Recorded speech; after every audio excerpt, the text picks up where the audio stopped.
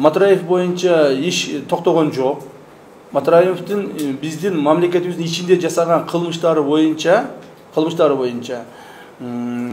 дело расследование бүттү, изилденип бүттү. Биз аны сотко жөнөтөбүз, жакынкы убакта жөнөтөбүз.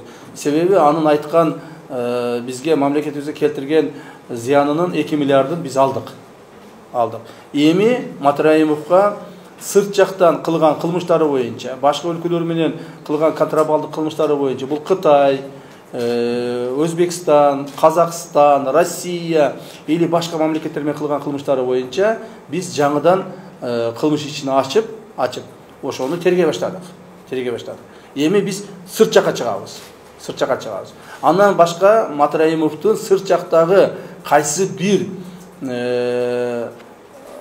мүлктөрү болсо, ошолорду дагы биз азыр тактайбыз. Мына Дубайда мүлкү бар деп атат, Америкада мүлкү бар деп атат, Европада мүлкү бар деп атат. Ошо мүлктөрдү тактайбыз. Матраимов бизде азыр домашний арестте калат.